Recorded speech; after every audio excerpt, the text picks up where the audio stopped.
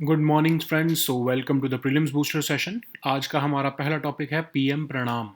तो ये आपके एग्रीकल्चर सेक्शन के लिए इंपॉर्टेंट है, जो आपका इकोनॉमी का ही एक सब टॉपिक होता है। तो पीएम प्रणाम स्कीम जो है वो union ministry of chemicals and fertilisers plan कर रही है, जिससे कि गवर्नमेंट ये करना चाहती है कि स्टेट्स एनकरेज हों कि वो केमिकल फर्टिलाइजर्स को कम यूज़ करें, जिससे कि हमारी गवर्नमेंट ऑफ इंडिया का जो सब्सिडी बर्डन है केमिकल फर्टिलाइजर्स पे वो कम हो। तो पीएम प्रणाम का मतलब क्या है? PM promotion of alternate nutrients for agriculture management योजना। ठीक है। तो इसके जो ये प्रपोज्ड स्कीम है, ऑफ कोर्स अभी इसको लॉन्च नहीं किया गया, बट ये प्रपोज कर दी गई है ऑफ कोर्स। और ये स्कीम जो है, इसके लिए गवर्नमेंट कोई बजट एक्स्ट्रा तो नहीं रखना चाहती, लेकिन अभी जो एग्जिस्टिंग फर्टिलाइजर सब्सिडीज दी जाती हैं, अब अगर उसका खर्चा कम हो जाएगा तो उसी में से जो है गवर्नमेंट मोटिवेशन के लिए, एनकरेजमेंट के लिए जो है स्टेट्स को और फार्मर्स को बेनिफिट्स देगी। जैसे कहा जा रहा है कि 50% जो सब्सिडी बचेगी, जैसे समझ लो अभी 2.5 लाख 2.25 लाख करोड़ के करीब सब्सिडी जाती है फर्टिलाइजर्स पर। समझ लो अगर वो कम होकर 1 लाख करोड़ हो गई, या 1 लाख करोड़ रुपए कम हो गई सब्सिडी, तो जो 1 लाख करोड़ होगा उसका 50% जो सब्सिडीज होगी वो स्टेट्स को पास ऑन कर दी जाएगी। ठीक है, एज अ ग्रांट, क्योंकि उन्होंने कम कर दी है आपकी फर्टिलाइजर की कंजम्पशन। उस 50% जो आपका 50,000 होगा, 50,000 करोड़ होगा, उसमें से जो 70% ग्रांट होगी वो स्टेट गवर्नमेंट्स यूज कर सकती हैं ऑल्टरनेट फर्टिलाइजर्स बनाने के लिए, उसकी टेक्नोलॉजी को क्रिएट करने के लिए। और जो 30% ग्रांट होगी वो जो है स्टेट गवर्नमेंट्स वो अपने फार्मर्स को, पंचायत को, फार्मर प्रोड्यूसर ऑर्गेनाइजेशंस वगैरह को दे सकती हैं, ताकि वो और ज़्यादा फर्टिलाइजर को रिड्यूस करें और अवेयरनेस को जनरेट करें। तो स्टेट्स जो हैं, जित अब कैसे पता लगेगा कि स्टेट्स जो है वो कम अपना आपकी जो फर्टिलाइजर्स को कंज्यूम कर रही हैं? तो उसके लिए जो उनकी एवरेज कंजम्पशन ऑफ यूरिया है पिछले 3 साल की, उसके बेसिस पर ये डिसाइड किया जाएगा कि जो अगले साल या आने वाले साल में उनकी जो है फर्टिलाइजर की कंजम्पशन कम हुई है या नहीं हुई है। ठीक है। तो जब हम ये टॉपिक देख ही रहे हैं तो हम देख लेते हैं फर्टिलाइजर्स। फर्टिलाइजर्स आपकी ऑर्गेनिक और इनऑर्गेनिक दोनों हो सकती हैं, केमिकल भी हो सकती हैं और इनऑर्गेनिक भी हो सकती हैं, आपकी जो है बायो फर्टिलाइजर्स भी हो सकती हैं, है ना। तो अब जो है आपके 16 एलिमेंट्स नेसेसरी होते हैं प्लांट की ग्रोथ के लिए। उसमें से 9 होते हैं मेजर एलिमेंट्स और 7 होते हैं माइनर एलिमेंट्स। ठीक है। जैसे आपके जो नाइट्रोजन, फॉस्फोरस और पोटेशियम, ये तो आपके की न्यूट्रिएंट्स होते हैं, ये तो चाहिए ही होते हैं प्लांट की ग्रोथ के लिए। फिर कैल्शियम, मैग्नीशियम, सल्फर, ये सेकेंडरी न्यूट्रिएंट्स होते हैं। फिर बाद में जो है आपके iron, manganese, copper, zinc, boron, ये सब जो है आपके माइक्रो न्यूट्रिएंट्स होते हैं। और प्राइमरी और सेकेंडरी न्यूट्रिएंट जो होते हैं वो आपके मेजर एलिमेंट्स होते हैं। ठीक है। तो जो पहले 2 हैं ये आपके मेजर एलिमेंट्स हैं। अब इंडिया में फर्टिलाइजर की कंजम्पशन कैसी होती है? तो ऑफ कोर्स आपको पता है कि हमारा एग्रीकल्चर सेक्टर बहुत ज़्यादा डिपेंडेंट है फर्टिलाइजर इंडस्ट्री के ऊपर। इसीलिए जो है आपके शार्प इंक्रीज जब हो जाते हैं फर्टिलाइजर की रिक्वायरमेंट में, पिछले जैसे 5 साल में देखने को मिला, तो प्राइजेस बहुत फ्लक्चुएट करते हैं। खासकर हमारे इंडिया में जो है डैप, डाई अमोनियम फॉस्फेट, इसके प्राइजेस में सबसे ज़्यादा जो है वो बढ़ोतरी देखने को मिल रही है। लगभग 21% इंक्रीज हो गया है प्राइस जो है 2021-22 में, एज कम्पेयर टू 2017-18। तो इसका सारा बर्डन किस पे आता है? फार्मर्स के अलावा सबसे ज़्यादा बर्डन ऑफ कोर्स गवर्नमेंट के ऊपर आता है। ठीक है। तो फार्मर्स जो हैं वो आपके मैक्सिमम रिटेल प्राइस पे परचेज करते हैं आपके फर्टिलाइजर्स, लेकिन उनको जो है उस पर सब्सिडी मिलती है। ठीक है। तो अब आपको जैसे आप जो है जो एमआरपी होता है वो लोअर रखा जाता है, जो आपके नॉर्मल या मार्केट रेट से जो डिफरेंस होता है, गवर्नमेंट वो as a form of subsidy दे देती है फर्टिलाइजर कंपनीज को। ठीक है। लेकिन जो नॉन यूरिया फर्टिलाइजर्स हैं उनके एमआरपी को गवर्नमेंट डिसाइड नहीं करती, उसके प्राइसेस को गवर्नमेंट ने डी कंट्रोल किया, और कंपनीज जो है वो मार्केट रेट पे डिसाइड कर सकती हैं। लेकिन ताकि फार्मर्स के ऊपर जो है वो जो है बोझ ना आए, तो गवर्नमेंट क्या करती है, फ्लैट पर टन सब्सिडी देती है फर्टिलाइजर कंपनीज को। तो अब चाहे मार्केट रेट जो भी बढ़ता रहे, उसके बेसिस पे गवर्नमेंट जो है फ्लैट रेट ऑफ सब्सिडी देती रहती है जो है फर्टिलाइजर कंपनीज को। जिससे होगा क्या कि फार्मर्स को बेनिफिट होगा, उनको मार्केट रेट नहीं देना पड़ेगा, बहुत महंगा नहीं लेना पड़ेगा। लेकिन उसकी वजह से भी जो है हमारे केमिकल फर्टिलाइजर्स की जो सब्सिडी जा रही है जो टोटल, वो 2.25 लाख करोड़ के आसपास पहुंच चुकी है, जो कि 1.62 लाख करोड़ थी लास्ट ईयर। ठीक है। जो कि आप देखो तो आप 39% इंक्रीज हो गई है प्राइजेस में। तो गवर्नमेंट ने कुछ इनिशिएटिव्स भी लिए हैं, छोटे मोटे इनिशिएटिव्स हैं, जिससे कि गवर्नमेंट ने कोशिश की है कि सब्सिडी बर्डन को जो है वो डिक्रीज किया जाए। लेकिन फिर भी ऑफ कोर्स इतना इम्पैक्ट उसका देखने को नहीं मिल रहा है। ठीक है। जैसे गवर्नमेंट ने एक आपको डायरेक्ट बेनिफिट ट्रांसफर सिस्टम निकाला था फर्टिलाइजर्स का, जिसके अंदर क्या होता है कि 100% सब्सिडी जो है वो फर्टिलाइजर कंपनीज को डायरेक्ट बेनिफिट ट्रांसफर के थ्रू मिल जाएगी, ताकि लीकेजेस ना हो। लेकिन उसके लिए क्या होता है, उनको ई उर्वरक पोर्टल के थ्रू जो है वो अपनी सेल करनी पड़ती है फार्मर्स को, जो कि ऑफकोर्स आपके आधार लिंक सेल होगी, ठीक है। उससे क्या होता है कि नॉन फार्मर्स जो हैं वो आपके इसके बेनिफिट्स, जो सब्सिडी बेनिफिट्स, वो नहीं ले पाएंगे। फिर जो न्यू न्यूट्रिएंट्स हैं जैसे नैनो यूरिया और बायो स्टिमुलेंट्स, उनको फर्टिलाइजर कंट्रोल ऑर्डर में डाल दिया गया ताकि उनके प्राइसेस गवर्नमेंट डिसाइड करे। फिर और ताकि फार्मर्स को फर्टिलाइजर से दूर किया जाए, केमिकल फर्टिलाइजर से, उसके लिए गवर्नमेंट ने सॉइल हेल्थ कार्ड, नीम कोटेड यूरिया जैसे भी प्लान्स जो है वो निकाले थे, ठीक है। सो नेक्स्ट हमारा टॉपिक है सेंट्रलाइज मार्केट फॉर इलेक्ट्रिसिटी। आपके गवर्नेंस टॉपिक के लिए इंपॉर्टेंट है। इलेक्ट्रिसिटी आपका इकोनॉमी में इंफ्रास्ट्रक्चर के लिए भी इंपॉर्टेंट है, ठीक है। तो सेंट्रल गवर्नमेंट और स्टेट गवर्नमेंट्स आपस में डिफरिंग ओपिनियंस लेकर आ रही हैं, because government of India plan कर रही है कि एक न्यू इलेक्ट्रिसिटी मार्केट मॉडल लेके आए जिसका नाम है मार्केट बेस्ड इकोनॉमिक अप्रोच, ठीक है। तो ये आपके लिए टॉपिक इंपॉर्टेंट है, क्योंकि अब ये इशू है क्या, अब ये इस इशू में हो क्या रहा है कि अभी आपका बेसिक, तो हम पहले बेसिक समझते हैं। अब आपको पता है कि जो इलेक्ट्रिसिटी डिस्ट्रीब्यूशन कंपनीज हैं जो स्टेट्स की होती हैं, डिस्कॉम्स, वो आपकी इलेक्ट्रिसिटी लॉन्ग टर्म एग्रीमेंट्स के थ्रू परचेज करती हैं, मीडियम टर्म एग्रीमेंट्स के थ्रू परचेज करती हैं, या फिर शॉर्ट टर्म एग्रीमेंट्स के थ्रू परचेज करती हैं आपके पावर जनरेटिंग कंपनीज, जिनको हम जेनकोज कहते हैं, ठीक है। और उनकी जो डेली की पावर होती है वो लॉन्ग और मीडियम टर्म कॉन्ट्रैक्ट्स के थ्रू जो है वो पूरी कर ली जाती है। लेकिन जो जैसे बायलैटरल आपकी जो से कई बार फ्लक्चुएशंस जो आती हैं, जो डे अहेड बेसिस पर, उनके लिए जो है डिस्कॉम्स जो हैं वो जेनकोज से परचेज करती हैं यूजिंग सम, बीच में कोई इंटरमीडियरी, ठीक है, कोई एक्सचेंज के थ्रू परचेज करती हैं। तो अभी होता क्या है, प्रॉब्लम क्या आती है कि जो पावर जनरेटिंग कंपनीज है, जेनकोज हैं, वो डिस्कॉम्स को एज पर देयर कॉन्ट्रैक्ट्स तो बेच ही नहीं है, ठीक है। समझ लो 25 साल के लिए हमने कॉन्ट्रैक्ट कर लिया कि 5 रुपये पर यूनिट के हिसाब से इलेक्ट्रिसिटी बेची जाएगी आपको।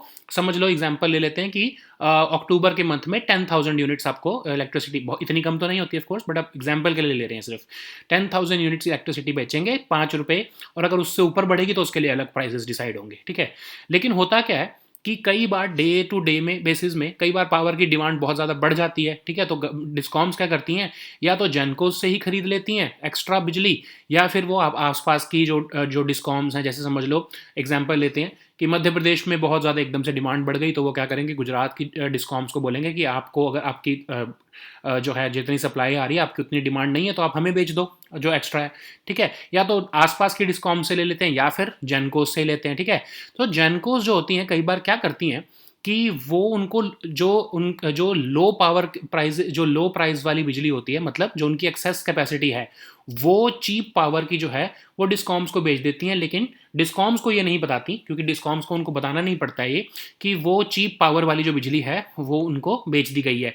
तो इससे क्या होता है कि जो डिस्कॉम्स हैं उनको फाइनेंशियल बेनिफिट्स नहीं मिल पाते हैं उसके। जेनकोज तो प्रॉफिट कमा लेती हैं अपना, ठीक है, जो जनरेटिंग कंपनीज हैं।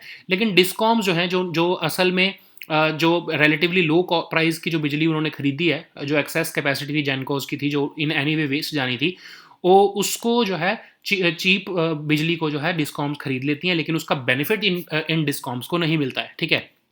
तो इसके लिए जो सेंट्रल इलेक्ट्रिसिटी रेगुलेटरी कमीशन जो है, उन्होंने एक मॉडल बनाया था कि आप जो है जो आपका एक मार्केट ऑपरेटर एज अ, समझ लो पावर एक्सचेंज आप बीच में ले आओ डिस्कॉम्स और जेनकोज के बीच में।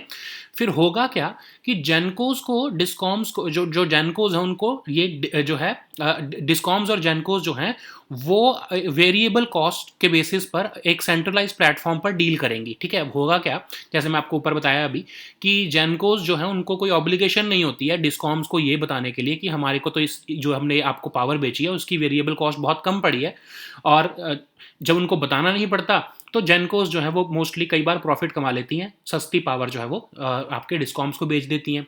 तो सेंट्रल इलेक्ट्रिसिटी रेगुलेटरी कमीशन ने कहा कि आप जो ये डे टू डे बेसिस पर जो डीलिंग कर रहे हो, जो वेरिएबल कॉस्ट इसमें डिफर करती रहती है, कई बार जो जेनकोज हैं उनकी वेरिएबल कॉस्ट बहुत कम होती है तो फिर वो प्रॉफिट कमा लेती हैं, कई बार बढ़ती हैं तो ऑफकोर्स उनको नुकसान होता है। तो डिस्कॉम्स और जेनकोज को कहा कि आप अपनी डिमांड और सप्लाई जो है वो वेरिएबल कॉस्ट के बेसिस पर आप जो डेली आपकी जो आपकी डीलिंग्स होती हैं वो एक सेंट्रलाइज पोर्टल के थ्रू करो, जो कि होगा मार्केट ऑपरेटर, जिसको आप पावर एक्सचेंज, बीच में एक आप इंटरमीडियरी कह सकते हो इसको, ठीक है, जो ये देखेगा। अब इसमें होगा क्या कि डिस्कॉम्स के पास ये एबिलिटी होगी कि वो जितनी भी कंट्री में जेनकोज हैं, पूरी कंट्री में जितनी भी पावर जनरेटिंग कंपनीज हैं, उन सब की वेरिएबल कॉस्ट देख लें कि कितने की वो बिजली बेचना चाह रहे हैं, उसके हिसाब से वो बिजली खरीद सके। तो ज़रूरी नहीं है कि मध्य प्रदेश की जो आपका डिस्कॉम है वो जिससे बिजली खरीदती है उसको उसी से ही खरीदनी पड़ेगी। वो कंट्री में किसी भी जेनकोज से अगर वो बिजली सस्ती बेच रही है तो यूजिंग दिस मार्केट ऑपरेटर जो है एक सेंट्रलाइज प्लेटफॉर्म पर देखकर वो उससे बिजली खरीद सकेंगी। ठीक है, तो ये कैसे काम करेगा?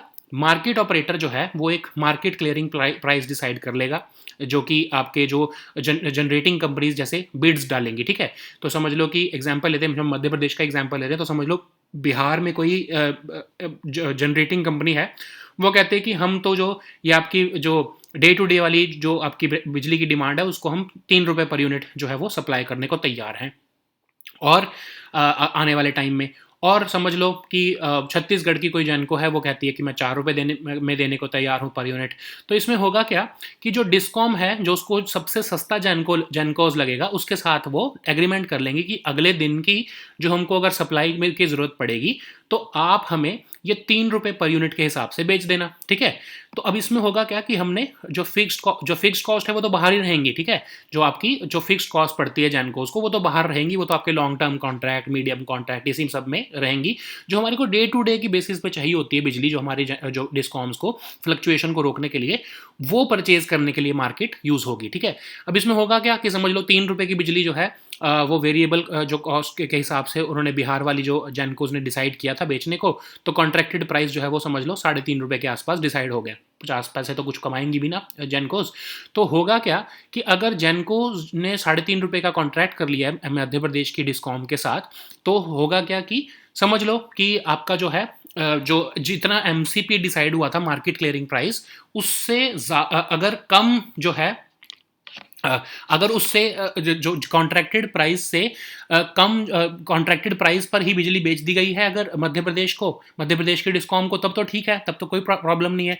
लेकिन अगर जेनको की वेरिएबल कॉस्ट ज़्यादा बढ़ गई है और उसने जो है एमसीपी से जो है if the MCP is higher than the contracted price, मतलब आपकी जो कॉन्ट्रैक्ट का प्राइस है जो वेरिएबल कॉस्ट का, अगर वो ज़्यादा हो गया है, एमसीपी उससे ज़्यादा है, तो जेनको क्या करेगी, क्योंकि उसने अपनी जो है पावर जनरेशन जो है वो उसमें अपनी वेरिएबल कॉस्ट ज़्यादा बढ़ा दी है, तो वो ऑफ कोर्स उसको रिफंड कर देगी डिस्कॉम को। अब इसका मतलब क्या हुआ कि एमसीपी जो है वो ज़्यादा हो गया, मार्केट का प्राइस जो है वो कॉन्ट्रैक्टेड प्राइस से ज़्यादा है। कॉन्ट्रैक्ट में प्राइस हमने 3.5 रुपये का किया था, लेकिन एमसीपी जो है वो 4.5 रुपये है। ठीक है, मार्केट में जो क्लियरिंग का प्राइस है वो 4.5 रुपये है, तो एक तरह से डिस्कॉम ने जो है ज़्यादा प्राइस पे किया है जेनको को। तो जेनको को जब उसने ज़्यादा प्राइस पे किया है, तो ऑफ कोर्स उसको जो वो 1 रुपये का जो एक्स्ट्रा जो उसने पैसा पे किया है वो डिस्कॉम को वापस देना पड़ेगा, क्योंकि उन्होंने तो कहा था कि हमारी वेरिएबल कॉस्ट कम रहेगी। अगर बढ़ गई है एमसीपी से जो है, तो ऑफ कोर्स एमसीपी जो है वो ज़्यादा कोट की थी, लेकिन जो है एक्चुअल में कॉन्ट्रैक्टेड प्राइस कम रहा है, तो एक्सेस जो प्राइस होगा वो डिस्कॉम को वापस देना पड़ेगा। ठीक है, तो इसके बेनिफिट्स आप देख रहे हो कितने ज़्यादा हैं। एक तो आपके जो पावर परचेज कॉस्ट हैं वो कम हो जाएंगी। कैसे कम हो जाएंगी? जितने आपकी जेनकोज हैं उनको ये होगा कि हम जितना ज़्यादा कॉस्ट एफिशिएंट रहेंगे, उतना ही हम मार्केट क्लियरिंग प्राइस कम कोट करेंगे, और जितना हम मार्केट क्लियरिंग प्राइस कम कोट करेंगे उतनी ही हमारी डिस्कॉम्स हमसे परचेज करेंगी। ठीक है, तो इससे हमारी जो ओवरऑल वेरिएबल कॉस्ट है वो कम आएगी। ठीक है, अभी क्या होता है, अभी हमारे सिस्टम में जो जेनकोज हैं उनको डिस्कॉम्स को बताना ही नहीं पड़ता कि उनकी वेरिएबल कॉस्ट कितनी है। जब उन्हें बताना ही नहीं पड़ता तो जो है डिस्कॉम्स को जितना भी वेरिएबल कॉस्ट चाहे कितनी भी ज़्यादा आ रही हो जेनकोज की, उनको उतना प्राइस देना ही पड़ता है। तो जब तक आप मार्केट का कंपटीशन नहीं लाओगे इसमें, तब तक जेनकोज के पास कोई भी इंसेंटिव या कोई भी प्रीमियम नहीं होगा कि वो अपनी वेरिएबल कॉस्ट को कम करें। दूसरा, जब आप पूरी कंट्री की मार्केट खोल रहे हो, पूरी कंट्री की मार्केट डिस्कॉम्स के लिए खोल रहे हो कि वो कहीं से भी परचेज कर सकती हैं, तो इवन कुछ ऐसे जेनकोज भी होंगे ना जो रीन्यूएबल एनर्जी के थ्रू जो है बिजली प्रोड्यूस कर रहे होंगे, उनके भी आपस में कंपटीशन आएगा, वो भी उसका ऑफ कोर्स रीन्यूएबल एनर्जी की भी फिर प्राइसेस जो है वो कम होने लग जाएंगे। तो दोनों तरफ से बेनिफिट्स हैं, लेकिन इसमें चैलेंजेस भी बहुत हैं। चैलेंजेस क्या हैं? पहली बात तो आपकी जो डिस्कॉम्स हैं वो कैश फ्लो डेफिसिट है उनके पास पैसा नहीं है। तो अब जब ये मार्केट मैकेनिज्म अगर आएगा जिसमें डे टू डे बेसिस पर जो डीलिंग हो रही है मार्केट एक्सचेंज के थ्रू, उसमें तो आपको अपफ्रंट पेमेंट करनी पड़ेगी। लेकिन अभी जो आपका एग्जिस्टिंग पीपीएज होते हैं उसमें जो है पेमेंट जनरली जो है आपकी डिस्कॉम्स वो 60 से 90 दिन बाद करती हैं, जो भी उन्होंने पावर परचेज की होती है। लेकिन इस मार्केट मैकेनिज्म में तो साथ के साथ पेमेंट करनी पड़ेगी पूरी, आप समझ लो इंडिया की मार्केट से अगर आप डील कर रहे हो तो आपके जो सप्लाई कॉन्ट्रैक्ट्स होते हैं, जो फ्यूल के सप्लाई कॉन्ट्रैक्ट्स, जो बिजली को पैदा करने के लिए जो आपके कोल वगैरह के जो सप्लाई कॉन्ट्रैक्ट्स होते हैं, वो लॉन्ग टर्म पीपीए को देखकर रखे जाते हैं। जो आपकी जेनकोज हैं, जो जेनकोज जो होती हैं, समझ लो वो कोल जो परचेज करती हैं, उनको पता होता है कि समझ लो मध्य प्रदेश हमसे अगले 25 साल तक जो है वो बिजली खरीदने वाला है, तो उसको हमको सप्लाई करना पड़ता है, उसके हिसाब से हम सब फ्यूल जो है वो लेंगे। लेकिन जब आप कॉम्पिटिशन ले आओगे उसके अंदर, ठीक है, अपार्ट फ्रॉम ऑफ कोर्स जो है आपका जो फिक्स्ड कॉस्ट वाला पीपीए तो चलता रहेगा, लेकिन जो वेरिएबल आपकी जो चाहिए होता है, जो डे टू डे बेसिस पे चाहिए होती है, उसके लिए भी पहले क्लैरिटी होती थी। लेकिन अगर आप उसमें कंपटीशन ले आओगे तो फ्यूल सप्लाई के कॉन्ट्रैक्ट्स पे उसका दिक्कत आने लगेगी कि जेनको को ये नहीं पता लगेगा कि हमसे कितने जो है परचेज करेंगे, कितने नहीं परचेज करेंगे। तो इसके लिए हमको मार्केट सर्वेलेंस और मॉनिटरिंग की ज़रूरत पड़ेगी। अब इसमें एक और प्रॉब्लम ये आ रही है कि सेंटर वर्सेस स्टेट की डिबेट आ गई है। स्टेट्स क्या कह रही हैं, फिर तो हम आपके ऊपर प्रॉपरली जो है डिपेंडेंट हो जाएंगे, क्योंकि ऑल इंडिया लेवल पर आपका मार्केट जो है एक्सचेंज देख रहा है, तो आप सब कुछ अब इलेक्ट्रिसिटी सेक्टर को देखोगे तो हमारी तो ऑटोनॉमी खत्म हो जाएगी। हम अभी अपने जो सेंटर जो है इलेक्ट्रिसिटी डिस्ट्रीब्यूशन के जो डिसीजंस हम खुद अपने स्टेट लेवल पर लेते हैं, आप जो जब ये मार्केट मैकेनिज्म ले आओगे जिसमें सारी जेनकोज अवेलेबल होंगी, तो हमारी जो है उससे ऑटोनॉमी खत्म हो जाएगी। ठीक है, तो एक तरह से उनको लग रहा है कि इलेक्ट्रिसिटी, जो कि वैसे भी कंकरेंट लिस्ट का सब्जेक्ट है, वो उसमें जो है सेंटर सारी जो है पावर्स ले लेगा, सेंट्रलाइज्ड एक मैंडेटरी मार्केट पूल हो जाएगा, तो उससे जो है स्टेट्स की जो पावर्स खत्म हो जाएंगी, उनको लग रहा है। ठीक है, ऑफ कोर्स इस डिबेट को भी गवर्नमेंट रिजॉल्व करने की कोशिश करेगी, क्योंकि इसमें ऐसा नहीं लग रहा है, क्योंकि देखो इसमें डिस्कॉम्स को तो फायदा ही है ना, डिस्कॉम्स के पास ऑप्शंस खुल जाएंगे, वो एक ही जैनको के ऊपर जो है डिपेंडेंट नहीं रहेगी, उनके पास ऑल इंडिया लेवल पर जितने जैनकोज हैं उनको डे टू डे बेसिस पर जो चाहिए रिक्वायरमेंट जितनी है उसके बेसिस पे वो उनसे खरीद पाएंगे। सो नेक्स्ट हमारा टॉपिक है direct tax collections. So this topic is important for your governance section. So you know that finance ministry जो है उन्होंने नेट डायरेक्ट टैक्स कलेक्शंस जो है वो कहा है कि हमारे 7 लाख करोड़ से ऊपर जा चुके हैं, जो कि एक तरह से 23.33% का राइज हुआ है as compare to last year. ठीक है, सो अब यही जो है आपका देखने से पता लग रहा है कि हमारी जो है इकोनॉमी में रीबाउंड हो रहा है। ठीक है, अब हम देखें अगर 17 सितंबर तक, मतलब सैटरडे तक के अगर हम फिगर्स देखें, तो 7 लाख करोड़ के आसपास जो है हमने नेट डायरेक्ट टैक्स कलेक्शंस कर लिए हैं, जिसमें कॉर्पोरेट टैक्सेस जो है वो over half of the net direct tax collections हैं। पर्सनल इनकम टैक्स और सिक्योरिटीज ट्रांजैक्शन टैक्स, ये आपका सिक्योरिटीज ट्रांजैक्शन टैक्स आपके जो है जो आप शेयर्स वगैरह खरीदते हो उसको सेल करते हो उस पर लगता है, वो लगभग 3.5 लाख के आसपास, 3.25 लाख करोड़ के आसपास उसको कॉन्स्टिट्यूट कर रहा है नेट डायरेक्ट टैक्स कलेक्शंस के। तो इस बार जो है हमारी एडवांस टैक्स कलेक्शंस भी जो हैं वो लगभग 2,95,000 के आसपास, करोड़ के आसपास हुई है, जिसमें जो कि 17% हायर है as per compare to last year. ठीक है, सो नेक्स्ट हमारा टॉपिक है किन्नोज। तो ये आपका एग्रीकल्चर के लिए ऑफ कोर्स टॉपिक इंपॉर्टेंट है। तो जो हार्वेस्ट ऑफ किन्नोज है वो इस बार सफ़र करेंगे। अब आपको पता है ना किन्नो क्या होता है, एक सिट्रस फ्रूट होता है जो आपका देखने में जो है लाइक एन ऑरेंज लगता है, बट ये एक तरह से हाइब्रिड होता है बिटवीन 2 सिट्रस फ्रूट्स। तो इसमें 50% ड्रॉप देखने को मिल रहा है, बिकॉज पंजाब में जो है इस बार समर जो है वो मार्च में ही आ गई थी। तो फजिल्का जो टाउन है आपका पंजाब में, वो बेस्ट क्वालिटी किन्नो के लिए फेमस है।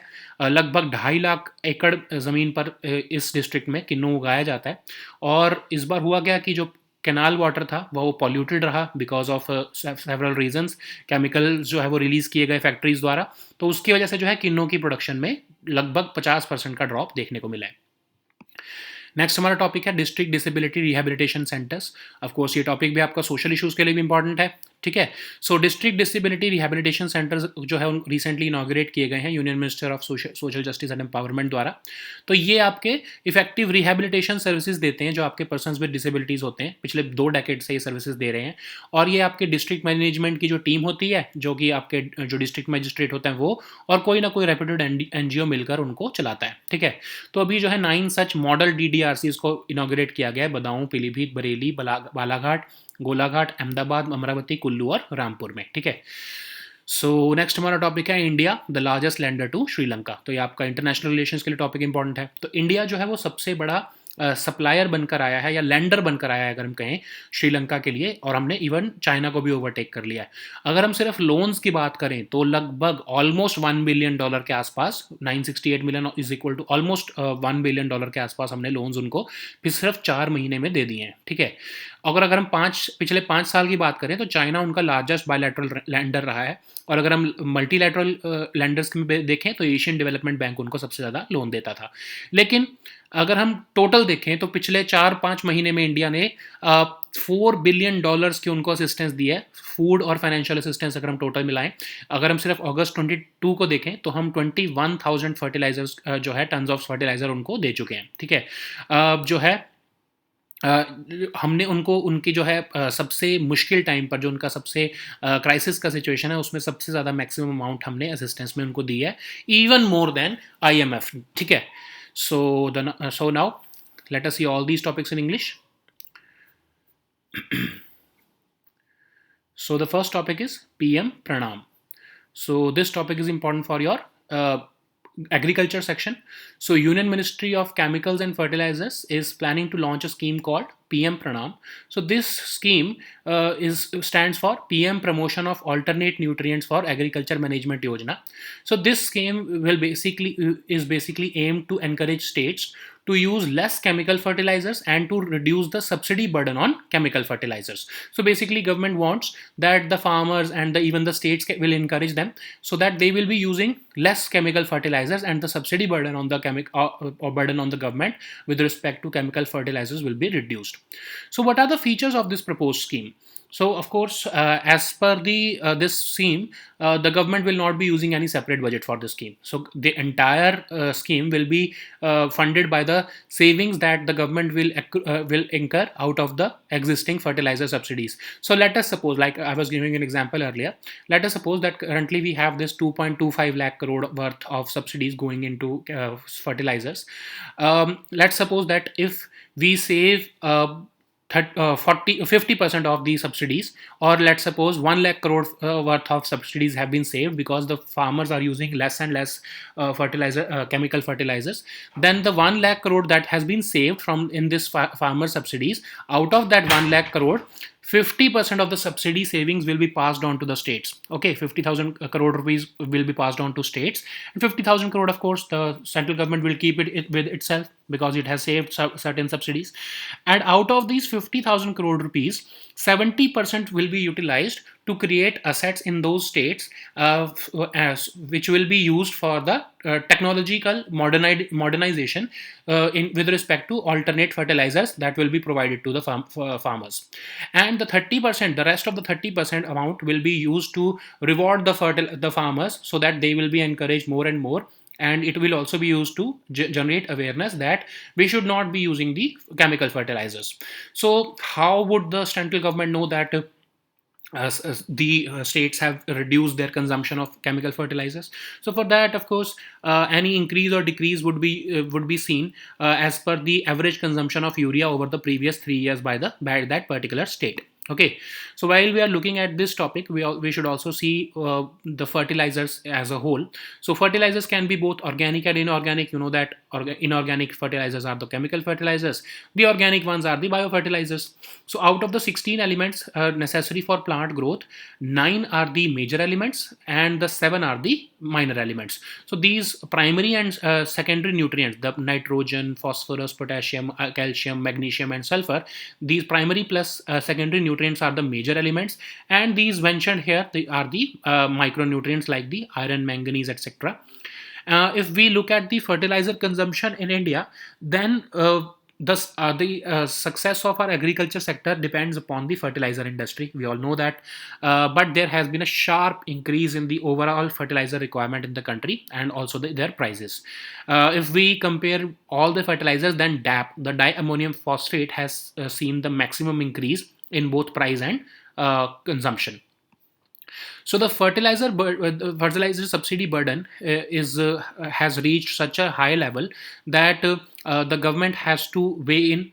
The farmers generally purchase these fertilizers at MRP from the fertilizer companies, which of course this MRP is lower than the normal supply and demand market rates. So this MRP is not aligned with the market. It is just decided by the government. It is controlled actually, but for non-urea fertilizers the MRPs have been decontrolled by the government, and they are fixed by the companies as per the market price.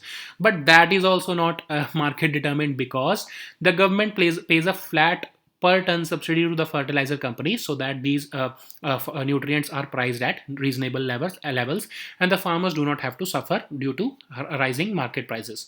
So this fertilizer companies are paid for these in the form of subsidies, and the ultimate beneficiary is the farmer. If we compare the subsidy burden on chemical fertilizers, then it is expected to reach 2.25 lakh crore in 2022 and 23, as compared to 1.62 lakh crore last year, which is of course 39% higher than last year. Government has also launched several schemes several initiatives to reduce the subsidy burden, like this direct benefit transfer system was launched in fertilizers, in which 100% subsidy, which is given to the fertilizer companies, are given through are given through direct benefit transfer mode, if the sale is registered through the e-Urvarak portal, so as to eliminate or weed out fake beneficiaries, or the farmers, or fake farmers. Government has also brought new nutrients in the picture. They have also so these new nutrients like nano urea and biostimulants have been put under the fertilizer control order, so the prices of which are decided by the government. Also, initiatives like soil health card and neem coated urea have been implemented. So in the first case, of course, the government is encouraging farmers that you should identify the health of your soil, and based upon that only you should use the fertilizers required. And with neem coated urea, the diversion to non-agricultural use of fertilizers has been eliminated, because if you coat the urea with neem, then it can only be utilized in the agriculture sector. So the next topic is centralized market for electricity. So this topic is important for your economy section, broader topic economy section, and particularly the infrastructure section. So central government and state governments are issuing differing opinions with respect to a new electricity market model, named the market-based economic approach.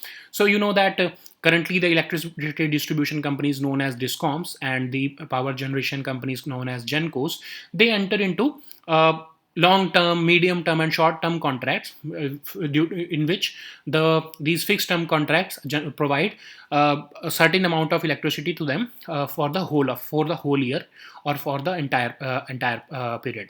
But there are some situations when there is fluctuation in demand and supply of power on a daily basis. For that daily power demand, these long and medium term contracts are used, but there could be situations like that, like if I was giving an example that let's suppose this Madhya Pradesh government has this Madhya Pradesh DISCOM has entered into a contract with a GENCO, that we should be getting 10,000 units of electricity. Of course 10,000 is very less, but just we're taking an example that 10,000 units of electricity must be given every day to us in the month of October. But let us suppose that due to some situation this 10,000 unit is exceeded, and let's suppose that the demand is for 11,000 units. Then that 1,000 unit extra on certain particular days, that demand is met through bilateral transactions that DISCOMs use through traders or power exchanges. So you know that government, you may have seen that website also of the power ministry, where the power ministry has gives the rate of the powers that are being supplied by the GENCOs to the states to meet their daily power requirements.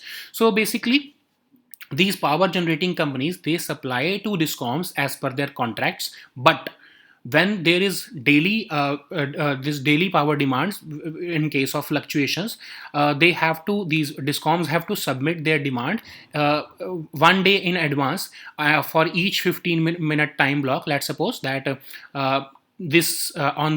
on today at 7 a.m. we had seen the that the demand was 9,000 units.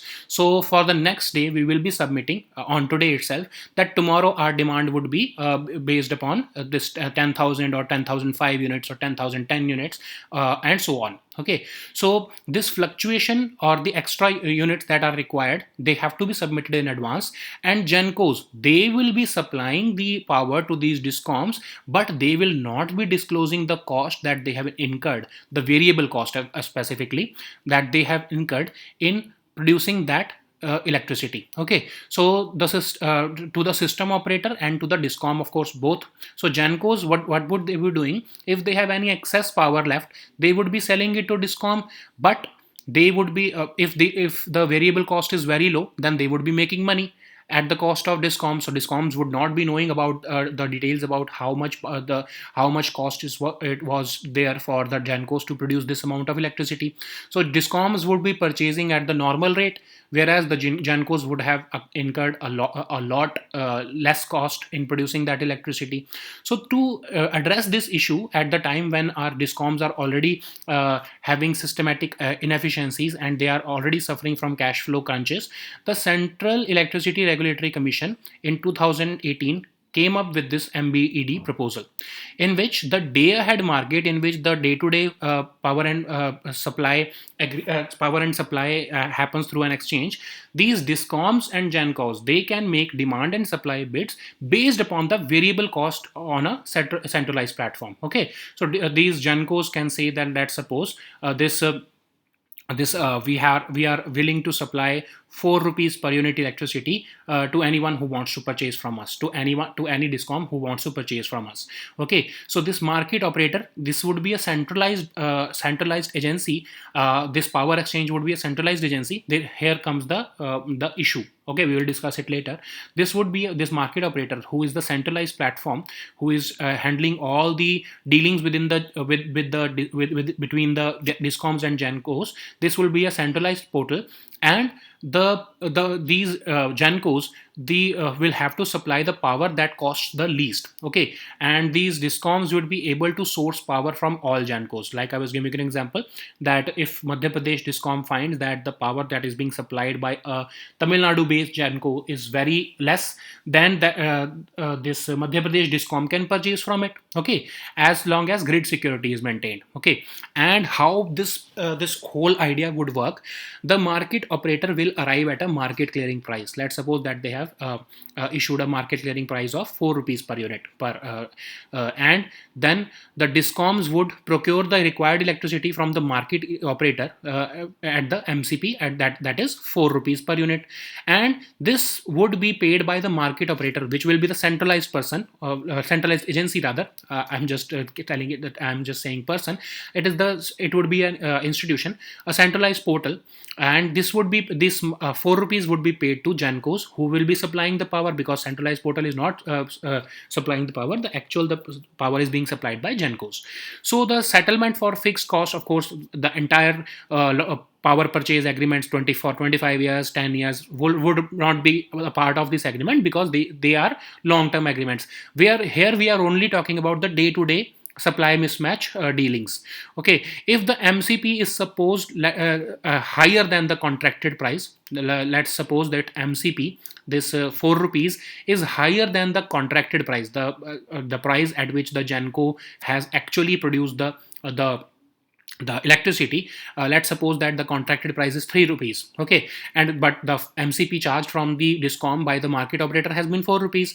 The 1 rupee difference will be refunded by the Genco to the discom. So thereby 1 rupee per unit saving will be given to discom, so that discoms will be, because currently what is happening is that Gencos are not telling how much variable cost they have incurred while producing the electricity that they have sold to the discoms. So discoms are purchasing at the normal price of electricity, but now with this mechanism, with a market operator, basically a third person or an intermediary coming into picture, keeping an eye over both discoms and Gencos, they would be able to see how much the MCP has been and how much has been the contracted price. So this will of course benefit the discoms in the long run and even in the short run. So these are the benefits, of course. for the Gencos to become competitive, so that more and more discoms purchase power from them, they have to keep their overall variable cost low. Okay, otherwise, of course, why would Bihar based, I'm sorry, a Madhya Pradesh based discom buy electricity from a Tamil Nadu based power generating company? Okay, so they have to compete with each other, so that and they have to keep their variable cost at low, so that they can provide cost efficient electricity to their consumers, who are the discoms. And in this case, because we are providing integration of entire country, so there may be certain gencos who are producing electricity using the renewable energy. Okay, so they will also participate in this market, and because of this participation, they are competing with each other, so even their prices would also come down, so renewable energy prices would also come down. So there are immense benefits of this scheme.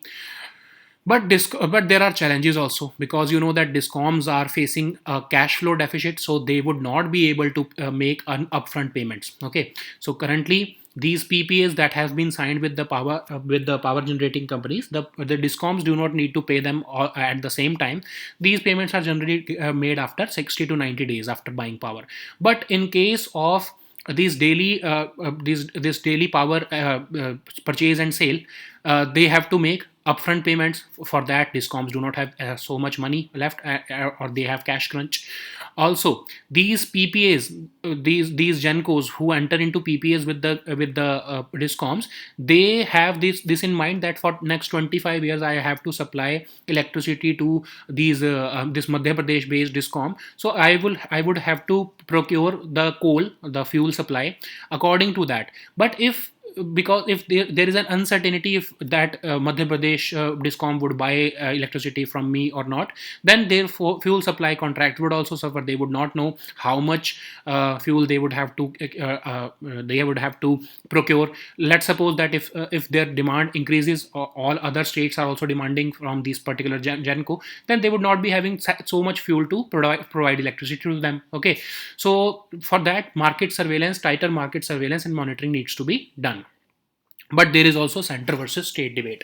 Like I was telling you, this market operator, this would be a centralized agency. So that's why the state governments are saying that currently we plan the managing of our electricity according to our needs, electricity sector according to our needs. But when you enter into this picture, then this centralized market pool we would be entirely dependent on this centralized market pool requirements, and it would strip us off from the freedoms to decide our own electricity requirement. Okay, so this is the center versus state debate, which probably would be weeded out, or it would be eased out in the upcoming times. So the next topic is direct tax collection. So this topic is important for your governance section. So Finance Ministry has informed that India's net direct tax collections have crossed 7 lakh crore so far this year, which is 23.33% more than the corresponding period last year. So almost 7 lakh crore rupees have been collected via the net direct taxes, and half of this is constituted by the corporate taxes. The personal income tax and the securities transaction tax, you know that STT is imposed on the shares or any dealings or purchase on sale of shares. So this amount stands at 3.3 lakh crore, and advanced tax collections also stand at 2,95,000 crore, which is 17% higher than the corresponding period of 2021 and 22. Okay, so the next topic is kinnos. So this topic is important for your agriculture section, which is of course a part of your economy section. So the harvest of kinnus, which is a hybrid fruit between two citrus fruits, has witnessed a drop of about 50% due to many issues, because of course the state of Punjab witnessed early summers this year in the March itself. So Fazilka town in Punjab is known for the best quality kinnus, and almost 2.5 lakh hectares of acres of land this kinnu is grown in the district. Because of polluted canal water due to the chemicals released by factories, the crop of kinnu has suffered a reduction of almost 50% this year. So the next topic is District Disability Rehabilitation Center. So this topic is important for your Social issues. So this district disability rehabilitation centers have been inaugurated by Union Minister of Social Justice and Empowerment. These district disability rehabilitation centers provide effective rehabilitation services to persons with disability, and they are jointly run by the district magistrates team and a reputed NGO. Okay, so the 9 such model DDRCs have been upgraded to on they have been launched by the Minister of Social Justice and Empowerment. So the next topic is India, that is the largest lender to Sri Lanka. So this topic is of course important for international relations. So India has emerged as the largest bilateral lender for Sri Lanka, and now it has overtaken China. We have provided almost $1 billion worth of loans to Sri Lanka in the first 4 months of 2022. Since the past 5 years, China has been the largest lender to them, but and Asian Development Bank has been the largest multilateral lender to them. But the picture has changed now. India has provided almost $4 billion in food and financial assistance to Sri Lanka. If we see the last month on August 22, India handed over almost 21,000 tons of fertilizer to crisis-ridden Sri Lanka, because you know that they are needing these fertilizers and even food and financial assistance at this time because of the crisis in the country. So these were our topics for today. We'll meet next time with new topics. Until then, goodbye and take care.